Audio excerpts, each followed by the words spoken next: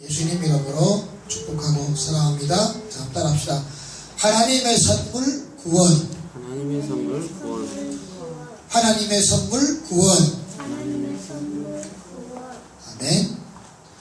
우리 아이들은 성탄절을 선물을 받는 그러한 계절로 생각하는 경향들이 있습니다.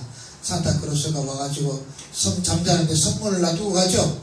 여행한테 누가 선물을 줄지, 예민한테 누가 선물을 줄지, 그죠? 특히나 생일이 되면 반드시 선물을 받는데, 그 선물을 받는 사람 입장에서는 공짜로 받지만, 그러나 그 선물을 주기 위해서 준비하는 사람 입장에서는 그만한 대가를 지불해야 됩니다. 그죠? 대가를 지불해야 돼요. 지연이 생일을 누군가가 준비하는데, 지연이 입장에서는 공짜로 받지만, 그러나 그 선물을 준비하는 사람의 입장에서는 그만한 대가를 준비해야 됩니다. 그죠? 이것이 바로 하나님의 선물 구원이라는 제목으로 우리가 하나님 말씀을 함께 나누기를 원합니다. 우리 사람은요, 몸을 가지고 있고 또 마음을 가지고 있고 또 영혼을 가지고 있어요. 그래서 우리의 사람의 몸에는 얘나 그거 하면 안 돼요. 조용히 계세요. 우리 사람 몸에는 몸이 아프면 몸을 고쳐야 되죠. 그죠? 머리가 아프면 두통 치료받아야 되고, 배가 아프면 거기에 따른 적절한 처방을 받아야 돼요. 그래서 배 아프면서 해방되는 걸 구원이라 이렇게 말할 수가 있겠죠. 또 우리의 마음에 상처를 받으면 지독히 혼자라는 그런 외로움 속에 있는 사람에게는 그 마음의 상처죠. 그래서 누군가가 그에게 친구가 되어줘야 돼. 그래서 외로운 사람에게 친구가 되어주는 건 그 외로운 사람 입장에서는 구원해 주는 거죠. 또 우리가 영혼을 가진 존재입니다. 그래서 영혼을 가지고 있는 존재는 우리가 기본적으로 죄 문제와 직면해 있기 때문에 이 죄에 대한 문제를 해결받지 않으면 우리의 영혼이 고통을 당해요. 그래서 이 죄 문제는 하나님과의 관계 속에서 해결받아야 됩니다. 그래서 우리의 몸이 아프고 우리의 마음이 아프고 우리의 영혼이 짓누름을 당하는데 여기에 대해서 적절한 처방을 받아야 됩니다. 그래서 모든 사람이 그러한 육신의 질병과 마음의 상처와 영혼의 고통 속에 살아가요. 그래서 이러한 몸과 마음과 영혼이 고통을 겪고 있고 그 고통의 증상들이 계속해서 우리의 삶에서 나타나주죠. 아픔으로 나타나요. 그리고 이러한 정상의 마지막이 뭐냐면 죽음입니다. 그래서 사람은 죄와 그에 따르는 죽음의 정상들 그리고 정상들의 결말인 죽음으로부터 해방되어야 됩니다. 이 해방되는 것을 우리가 다른 말로 구원이라 이렇게 말합니다. 사람은 존재 전체가 구원받아야 돼요. 우리의 몸과 우리의 영혼과 우리의 마음이 구원을 받아야 됩니다. 그래서 이 모든 정상으로부터 구원이라 이렇게 말해요. 그래서 우리는 구원받아야 되는 존재들입니다. 하나님께로부터 구원받아야 됩니다. 그러면 이러한 고통과 고통의 결과인 죽음은 죄로부터 온다 이렇게 말하는데 죄가 뭔 줄 알아야 되죠. 그죠? 그래야만 답이 얻어질 거 아니에요. 여러분, 죄가 뭐예요? 죄가 뭡니까? 죄는 하나님과의 관계 속에서 찾아야 돼요. 왜냐하면 사람은 하나님의 피조물이다 이렇게 말합니다. 하나님은 우리의 창조주이고 우리는 하나님의 피조물이다 이렇게 말을 해요. 우리가 하나님의 피조물이라는 것은 하나님께 의존적인 존재라는 말입니다. 하나님을 의지하고 살아야 되는 존재. 달리 얘기하면 하나님 없이는 못 사는 존재란 말이에요. 저 뒤에 꼬맹이가 있는데 일주일 전에 봤던 얼굴하고 좀 다르죠. 그죠? 얼굴이 익숙해가지고 왔는데 저 친구는 철저하게 엄마의 보호, 엄마의 도움 속에서만 살 수 있어요. 그죠? 엄마가 밥을 주지 않고 엄마가 토끼쟁이 갈아주지 않고 그런 아픔의 병들이 있는데 적절한 그런 진료나 처방을 해주지 않으면 저 아이가 어떻게 되겠어. 그죠? 그것이 바로 의존한다라는 말이에요. 창조주인 하나님께 인간은 철저하게 의존적인 존재입니다. 그런 의존적인 우리가 하나님을 의지한다라는 말을 다른 말로 하면 하나님께 순종한다라는 말이에요. 하나님께 순종해야 돼요. 그래서 창세기 2장 17절에 보면 이렇게 말합니다.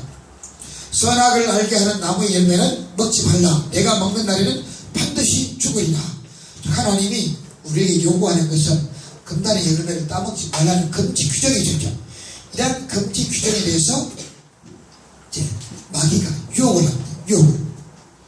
창세기 3장 1절부터 6절까지가 마귀가 인간을 유혹하는 유혹의 장면들입니다. 선악과를 따먹는 날에 내가 내 눈이 밝아져서 하나님과 같이 되리라.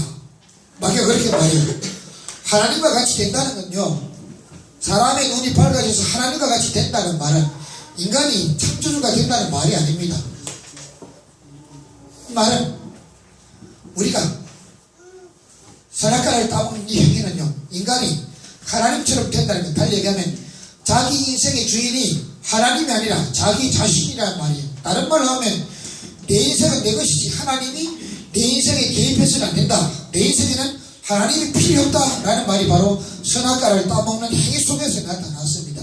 인간이 하나님과 같이 되어라는 말은 자기의 인생, 우리의 인생이 하나님이 우리의 인생의 주인이 아니고 우리가 우리의 인생의 주인이다. 즉 내 인생에는 하나님이 필요 없다라는 말입니다. 그것을 선악과를 따먹는 행위를 통해서 드러났습니다. 사람은 관계를 맺고 사는 존재입니다. 자연과의 관계를 맺고 살고 사람과의 관계를 맺고 살고 그리고 하나님과의 관계를 맺고 삽니다. 그러한 선악과를 따먹는 행위를 통해서 그 결과들이 드러난대요. 자연과의 관계를 창세기 3장 17절 18절에서 이렇게 말합니다. 아담에게 이르시되 내가 내 아내의 말을 듣고 내가 내게 먹지 말라 한 나무의 열매를 먹었은즉 땅은 너로 말미암아 저주를 받고 너는 내 평생에 수고하여 그 소산을 먹으리라. 땅이 내게 가시덤불과 은검퀴를 낼 것이라. 그래서 범죄로 인해서 아담과 하와의 범죄로 인해서 자연과의 관계가 깨졌습니다. 자연이 저주를 받았어요. 달리 얘기하면 인간의 범죄로 인간과 자연과의 관계가 우호적인 관계가 아니고 대립적인 관계가 되었다는 얘기입니다. 즉 인간이 자연과의 관계 속에서 자연이 결코 우호적이지 않다는 것, 대립의 관계 속에 있다는 것을 말합니다. 그리고 사람과의 관계는 어떻습니까? 3장 15절에 이렇게 말합니다. 내가 너로 여자와 원수가 되게 하고 내 후손도 죄송합니다. 3장 16절 또 여자에게 이르시되 내가 내게 임신하는 고통을 크게 더하리니 내가 수고하고 자식을 낳을 것이며 너는 남편을 원하고 남편은 너를 다스릴 것이니라. 즉 너는 남편을 원하고 남편은 너를 다스릴 것이니라. 이전에 범죄하기 전에는 이는 내 뼈 중에 뼈요 살 중에 살이라라고 말했던 아담의 고백 속에서 그런 인간관계 속에서 화목이 있고 화해가 있었지만 그러나 하와에게 내려진 저주를 통해서 뭐냐면 너는 남편을 원하고 남편은 너를 다스릴 것이냐. 서로 우위를 점하려고 티격태격 싸우는 그런 아담과 하와의 관계 속에서 인간이 결코 인간관계 속에서 화목하지 못하고 대립각을 세우려 할 것이라는 것을 말씀하고 있습니다. 그리고 하나님과의 관계, 범죄한 이후에 하나님과의 관계는 19절에 이렇게 말합니다. 내가 흙으로 돌아갈 때까지 내 얼굴에 땀을 흘려야 먹을 것을 먹으리니 내가 그것에서 취함을 입었으면 나는 흙이니 흙으로 돌아갈 것이니라.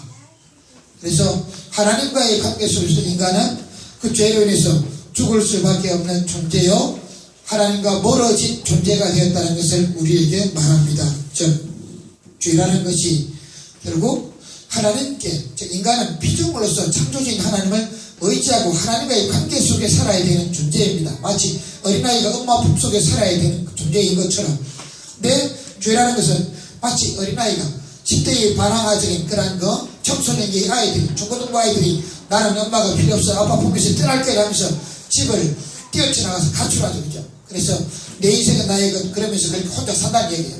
그래서 독자적인 삶, 하나님 없이 부모 없이 살려고 했었던 그 시간 삶이 나중에는 그렇게 그런 마약을 하고 또 폭력 조직에 들어가고 그렇게 엄지에서 살다가 마침내 자기 인생을 패가망신하게 됩니다.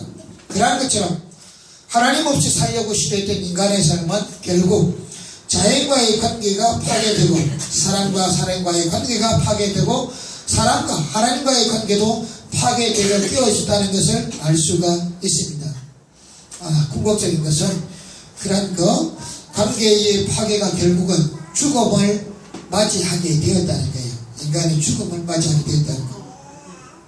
그래서 죄의 결과는 자연과의 관계도 깨어지고 사람과의 관계도 깨어지고 하나님과의 관계도 깨어지고 모든 관계가 깨어졌습니다. 그러면 이제 인간에게 스스로 인간이 자기 자신을 구원할 가능성이 없는가 하는 거예요. 불교나 힌두교나 이슬람교는 인간 안에 무슨 가능성을 줍니다. 인간 스스로 구원할 수 있는 구원의 가능성. 공산주의 논리에서 말하는 마르크스주의들, 그죠? 고대 원시 사회와 중세 봉건 사회, 사회주의 사회, 자본주의 사회가 지나면 공산주의가 되어서 인간이 유토피아를 향해서 나아갈 수 있다 이렇게 말하죠. 또 인간의 과학 문명이 발달하고 교육 시스템이 개선되면은 인간 안에 있는 그런 잘못되면 부분들을 고치고 스스로 개혁해 나가서 인간이 구원받을, 즉 스스로 자력 구원할 수 있는 가능성으로 계속해서 진보해 나간다 이렇게 말을 했습니다. 그런데 그런 과학 문명이 진보하고 발달할수록 인간이 겪게 됐던 그 참혹한 그런 상황들을 세계 1차 대전, 2차 대전을 겪게 되면서 즉 인간 안에 스스로 인간이 자기 자신을 구원할 가능성이 없다는 것을 다시금 확인했습니다. 세계 1차 대전에서 850만 명 이렇게 이야기하고 갑니다. 그만한 많은 사람들이 전쟁의 참사로 죽임을 당했습니다. 그리고 2차 대전에서 5천만 명 이상이 죽임을 당했습니다. 그 비밀이 나는 참사를 통해서 인간이 얼마나 사악한 존재인가, 즉 아무리 과학이 발달하고 문명이 발달하고 교육 시스템을 도입해도 사람은 여전히 죄인이라는 거죠. 그래서 죄를 저지르는 존재라는 것을 발견했습니다. 그래서 인간 안에 인간을 구원할 만한 가능성, 자력 구원의 가능성이 없다라고 이렇게 그런 결론을 얻었습니다.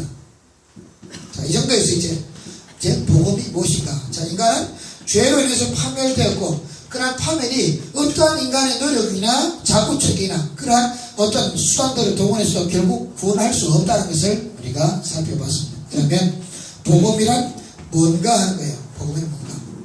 복음은 제한된 자원 속에서 살아가는 인간에게 하나님이 이루신 사건, 이것이 복음입니다. 달리 얘기하면 제한된 자원이라는 건요, 요즘 의료기술이 발달해서 사람이 오래 산다 말하지만 기껏해야 100년이죠, 그죠? 100년 정도 사람이 오래 살면 그 사람 장수했다 이렇게 말하는데, 우리 요즘도 나오면요, 할아버지가 지팡이 들고 한 걸음 뛰고 한 5초 쉬었다 가고 그러다가 이렇게 자기 집까지 대비까지 걸어가는데 한 하나절 걸리거든요. 그분 나이가 90세. 그분이 친구가 할머니인데 85세예요. 할머니는 귀가 어두워서 말을 듣지 못하고, 할아버지는 아플지도 보지 못하고.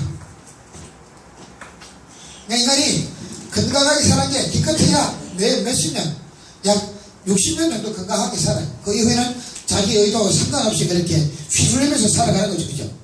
어쩔 수 없이 사는 겁니다. 제한된 자원이라는 그런 의미입니다. 우리가 아무리 오래 살고 싶어도 기껏해야 100년, 아무리 의료기술로 줄기세포를 만들어서 우리의 심장을 떼가지고 새로운 심장을 이식을 해도 우리가 살 수 있는 기간들은 기껏해야 100년 아니면 그 이상, 아니 그 이상을 산다 해서 영원한 하나님에게 비추어서 그 100년이라는 게 무슨 의미가 있겠습니까? 그죠? 무슨 의미가 있어요? 제한된 자원 속에 살아갑니다. 다시 얘기하면 세계적인 석학인 김수현 박사의 논리에 의하면 인간은 한 그루 나무로서, 그죠? 땅에 심겨진 나무인데 이 나무가 땅에서 뽑혀진다 이거예요. 죄는 땅에서 뽑혀진 겁니다. 죄인. 그래서 이 나무가 땅에서 뽑혀졌을 때 뭐예요? 이 나무가 다시금 땅에 심겨지지 않는 이상은 이 나무는 뭐예요? 이 나무 자원 속에, 자기의 나무 속에 가지고 있는 그 영양분이 남아있을 때만큼 살아있다가 결국 죽어가는 거죠. 다시 얘기하면 우리가 100년을 산다라고 말하는데 100년 살 수 있는 그러한 자원도 우리 있다 있어. 우리가 죽지 않는 거 아니죠. 결국은 그 자원이 시간이 되면 다 없어지고 말아요. 결국 죽어가는 인생이죠. 그죠? 땅에서 나무가 뿌리가 뽑혀져서 죽어가는 것처럼 우리는 그렇게 우리 자신 안에 있는 제한된 자원을 가지고 살다가 그렇게 죽어갑니다. 이런 죽어가는 우리에게 하나님이 우리를 위해서 구원을 이루셨다는 게 바로 복음입니다. 복음은 죄와 죽음으로부터 우리를 구원해낸 사건을 복음이라 이렇게 말합니다.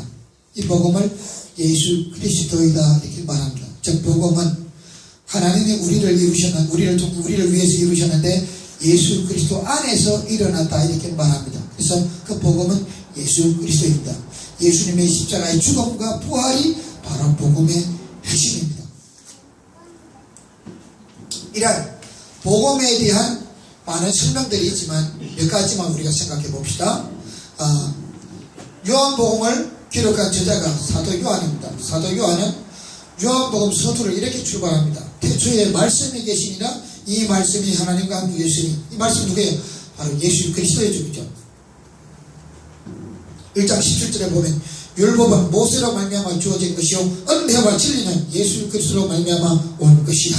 이렇게 말하는데 즉 이 말씀은 예수 그리스도입니다. 이 예수님이 하나님인데 이분이 사람의 몸을 입고 오셨다 이렇게 말합니다. 요한복음 1장 14절에 말씀이 육신이 되어 우리 가운데 거하심에, 그죠? 즉 하나님이 사람의 몸을 입고 우리 가운데 오셨는데 그분이 하나님이신 예수님이다 이렇게 말합니다. 그 예수님이 우리 가운데 오신 목적을 사도 요한은 세례 요한 예수를 통해서 이렇게 고백합니다. 요한복음 1장 29절에 이튿날 요한이 예수께서 자기에게 나오심을 보고 이르되 보라 세상 죄를 지고 가는 하나님의 어린 양이로다. 그렇죠? 세상 죄를 지고 가는 하나님의 어린 양이다. 사도 요한은 예수님을 세상 죄를 지고 가는 말씀이 육신이 되어서 하나님이 사람을 몸을 입고 우리 가운데 오신 예수 그리스도가 바로 그러한 세상 죄를 감당할 하나님의 어린 양이다 라고 소개하고 있습니다. 예수님 자신도 동일하게 마가복음 10장 45절에서 이렇게 자기 자신을 소개합니다.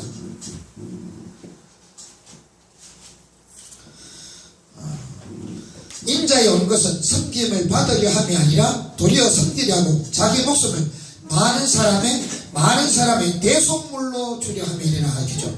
많은 사람의 대속물. 여러분, 대속물이라는 것은 대신 지불하는 것입니다. 대신 값을 지불한다 이 말이야. 1세기 로마 시대에 로마 제국이 전 세계를 호령하고 있습니다. 그때 로마 인구의 절반 정도가 노예였다 그래요. 그래서 노예 시장이 흥행했습니다.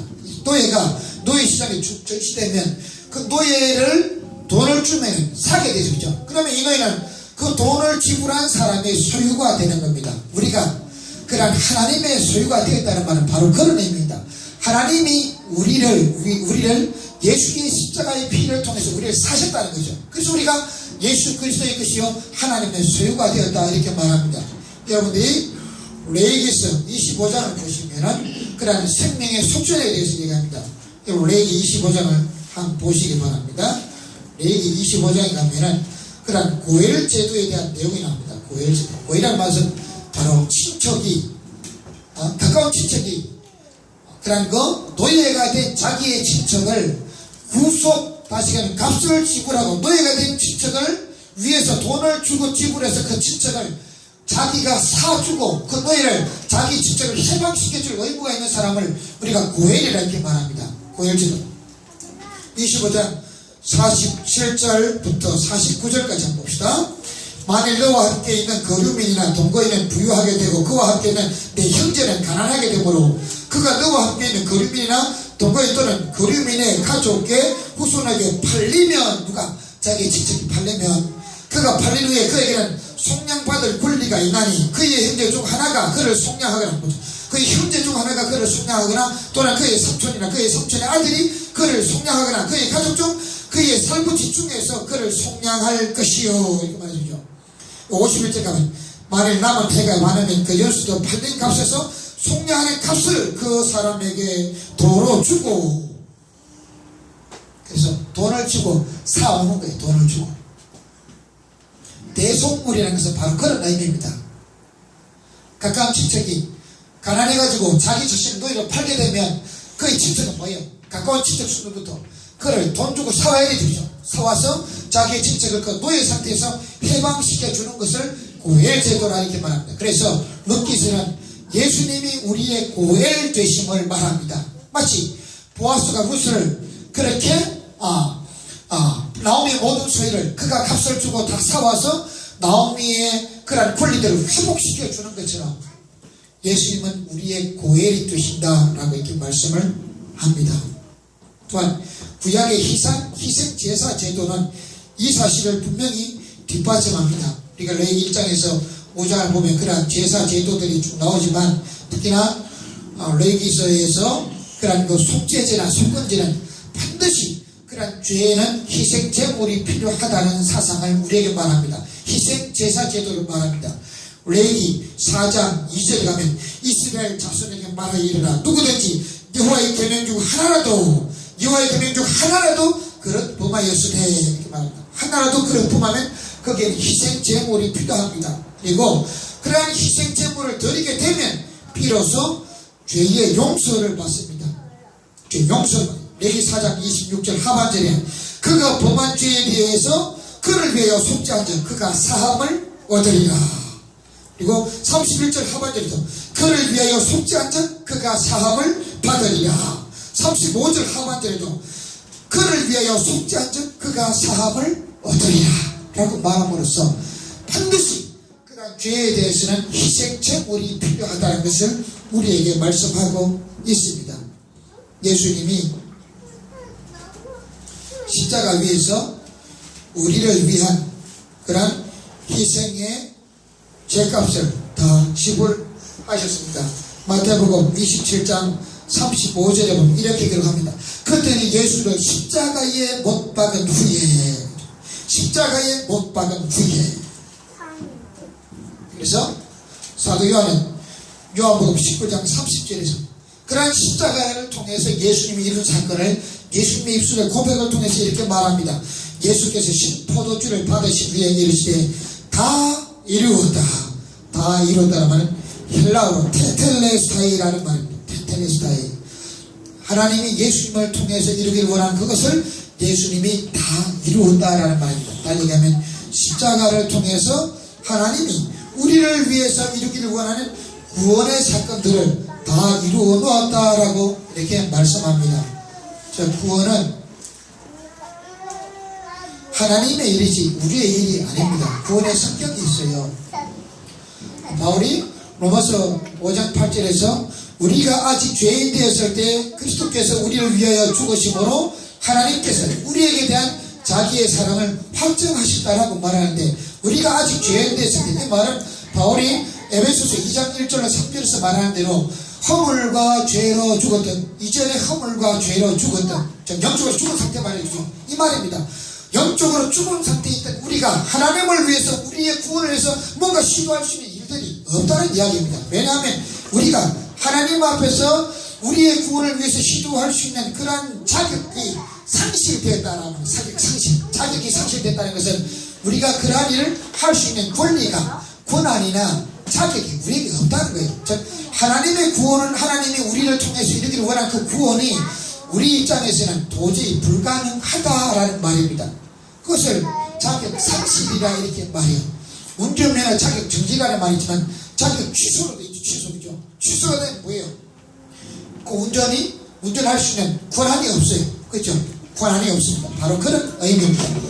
그래서 구원 얻을 권한이 우리에게 없기 때문에 이 말은 허물과 죄로 죽어있는 상태라는 말입니다. 우리가 사역리에서 우리가 예수 그리스도를 구주와 주님으로 고백하게 되면 그 십자가는 우리의 과거의 죄, 현재의 죄, 미래의 죄가 이미 그 십자가 위에서 다 값이 지불되었다라고 이렇게 말합니다. 그래서 히브리서 저자가 예수님의 구원 사건을 구약의 희생제도, 제사제도하고 비교하면서 구약의 희생제사는 매일 드리고 반복적으로 드리고 그리고 점점적으로 드리고 그리고 죄를 지면 계속해서 드려야 되는 제사이기 때문에 불완전한 제사이다 이렇게 말합니다. 그러나 예수님의 십자가의 사건은 단번에 완전히 그리고 영원히 드려진 사건이기 때문에 그래서 예수님 안에서의 구원은 과거와 현재와 미래의 모든 죄를 단번에 지불한 영원한 속죄의 효과가 있다 이렇게 말씀을 합니다. 이 바울이 갈라디아 교인들이 복음을 전할 때 그 복음이 예수님의 십자가의 복음을 선포했지만 바울이 갈라디아 교회를 떠나고 난 후에 거짓 교사들이 들어왔습니다. 유대의 거짓 교사들이 들어와서 예수님의 십자가만 구원을 얻기에는 뭔가 좀 부족하지 않냐. 그래서 거기에 우리가 그동안 아브라함 때부터 지켰던 할례를 행해야만 구원이 좀 더 완전하다. 그래서 할례를 행해야 된다라고 말했습니다. 그래서 갈라디아 교인들이 그 말이 맞는 것 같아요. 그래서 예수의 십자가 외에 그들이 할례를 행하게 됩니다. 그때 바울이 갈라디아 교회들을 향해서 쓴 편지가 바로 갈라디아서입니다. 갈라디아서가 특별히 그러한 기독교의 대헌장, 그죠? 기독교의 자유의 대헌장이라고 말하는 것은 그만한 이유가 있었습니다. 왜냐하면 갈라디아 교회가 예수의 십자가를 통해서 구원받았다는 사실을 고백해놓고 나중에 거짓 교사들이 들어오니까 율법이 말하는 할례를 통해서 구원을 얻겠다라는 그런 의도를 스스로 첨가시켜 놨기 때문에, 그래서 그 사실들 때문에 바울이 강도 높게 비판을 합니다.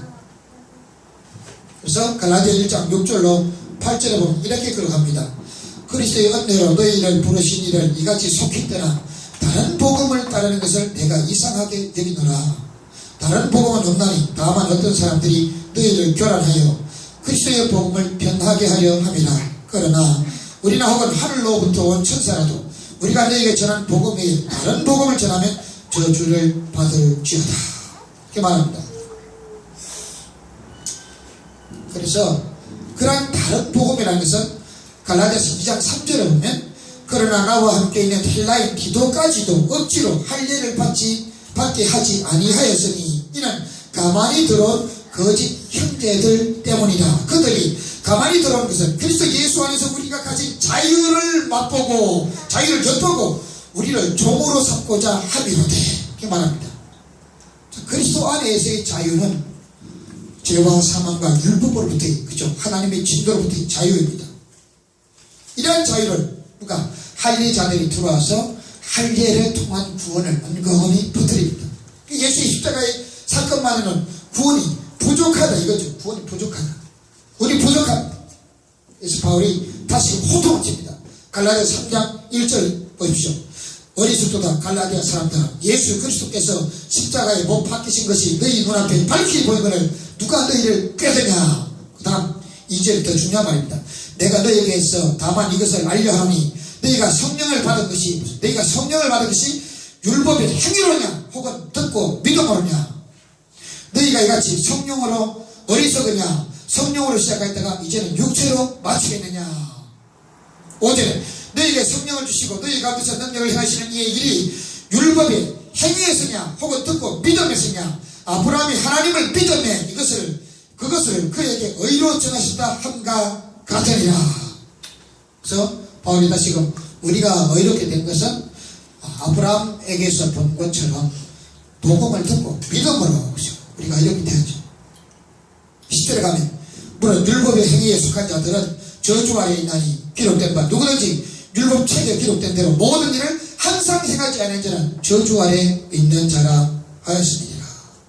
12절 13절에 율법은 믿음에서 난 것이 아니니 율법을 행하는 자는 그 가운데서 살리라 하였느니라.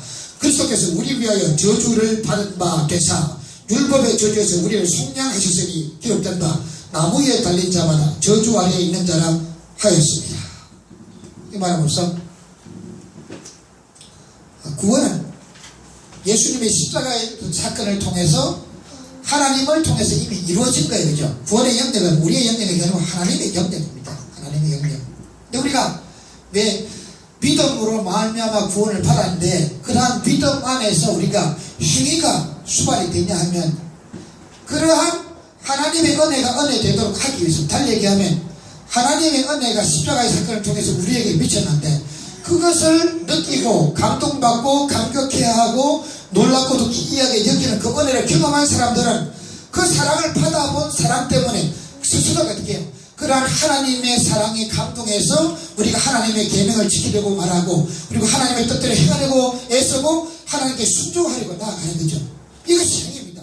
행위를 통해서 구원받는 게 아니죠. 행위는 하나님의 은혜에 대한 마땅한 우리의 반응이 되죠. 구원받은 자의 마땅한 반응이 행위를 통해서 드러나는 겁니다. 이게 기독교가 말하는 구원이 갖는 의미지. 우리가 행위를 통해서 하나님의 그런 구원 사건에 우리가 무슨 영향을 미치는 건 아닙니다. 단지 하나님이 우리에게 이루신 그 일들에 대한 마땅한 반응으로서 우리가 뭐예요? 우리가 하나님의 뜻대로 행하려고 순종하려고 나아가는 거죠. 순종은 그런 의미고 행위는 그런 의미입니다. 우리의 행위가 무슨 하나님의 그런 구원 사건에 우리가 영향을 끼쳐요. 그 다음 다시 예수가 십자가에 다시 죽어야 되는지, 아니면 그 십자가 애시당초 효력이었든지 원점에서 다시 시작해야 되죠. 그래서 구원은 전폭적인 하나님의 영역입니다. 그럼에도 우리가 그러한 믿음으로 행동으로 나아가려는 시도들은 하나님이 내게 베푸신 그 은혜가 너무 기이하고, 그죠? 너무 놀랍고 너무나 영광스럽기 때문에 나 같은 죄인을 구원하신 하나님의 구원 사건, 이 말은요 우리 안에 성령의 임재를 통해서 고백할 수가 있습니다. 성령의 임재를 통해서 성령이 우리에게 임하던 사건, 바울이 오늘 갈라디아서를 통해서 말하는 것은 너희가 성령을 받은 것이 듣고 믿음으로냐 아니면 율법 행위를 지킴으로냐, 듣고 믿음으로서, 그죠? 그래서 성령의 임재를 통해서 나 같은 죄인이라는 고백을 하게 됩니다. 비로소 이러한 구원은 히브리서 저자를 통해서 단번에 영원히 그리고 완전히 이루어진 사건입니다. 우리의 행위는 하나님의 구원의 은혜에 대한 자발적 순종, 마땅한 반응, 그리고 그 큰 은혜를 감격한 사람이 나타내지 않을 수 없는 그런 성령의 강력한 임재와 역사를 통해서 우리가 하나님께 그렇게 하나님 사랑합니다라고 고백하게 되는 거죠. 그런 행위라는 게 기도를 통해서 드러나고, 예배를 통해서 드러나고, 선행을 통해서 드러나고, 우리 자신을 쳐서 복종시키는 사건을 통해서 드러나고, 우리가 낮아지려고 겸손해지려고 하는 시도를 통해서 드러나고, 우리가 헌금을 드리든 또 다른 그런 봉사를 하든 이런 것들이 바로 하나님의 기쁨을 위해서, 진짜 구원받은 사람들의 삶의 목적은 하나님 자신이 되는 거죠. 그죠? 우리가 하나님을 추구하는 것, 하나님을 찾는 것, 하나님을 갈망하는 것, 하나님을 끊임없이 열망하는 것은 우리가 구원을 받기 위함이 아니고 이미 구원받은 자가 하나님을 찾아 떠나는 신앙의 여정이기 때문에 우리가 하나님을 찾게 돼요. 진짜 구원받은 구원은 바로 그런 의미입니다. 그래서 우리가 진정한 구원을 받았다면 우리가 그러한 구원을 얻기 위해서 하나님을 향해서 찾아 떠나는 게 아니라 하나님의 은혜에 대해서 감격하는 삶이 바로 하나님을 찾아 떠나는 여행입니다. 그래서 우리가 하나님 자신을 추구하게 됩니다. 하나님을 열망하게 되죠. 그것이 성경이 말하는 하나님의 구원입니다. 여러분, 우리가 어떻게 구원받을 수 있어요? 그것은 믿음을 통해서입니다. 그죠? 믿음을 통해서. 구원의 조건은 단 하나의 믿음입니다. 즉 하나님이 예수님의 십자가 사건을 통해서 이루신 사실들을 우리가 인격적으로 고백하고 믿음으로, 즉 우리가 우리 자신이 죄인임을 인정하고 예수님이 하나님이 보내신 구수주라는 사실을 인정하고, 그리고 그 예수님을 우리의 입술로 진정 고백할 때 구원이라는 게 이루어집니다. 단 하나, 그것은 믿음입니다. 하나님이 세상을 이처럼 사랑하사 독생자를 주셨으니 이는 저를 믿는 자마다, 그죠? 믿는 자마다. 요한복음 1장 12절에 영접하는 자, 곧 그 이름을 믿는 자들에게는, 그죠? 믿는 자들에게 하나님의 자녀가 되는 권세를 주시니. 요한복음 6장 47절, 이 말은 굉장히 중요합니다. 진실로 진실로 너에게 이르노니 믿는 자는, 나를 믿는 자는 영생을 가졌나니, 이렇게 말합니다. 영생을 가졌나니, 영생을 얻었나니라는 말은 과거 완료입니다. 과거 완료. 이미 과거에 이루어진 사건입니다. 이것이 성경이 말하는 구원입니다.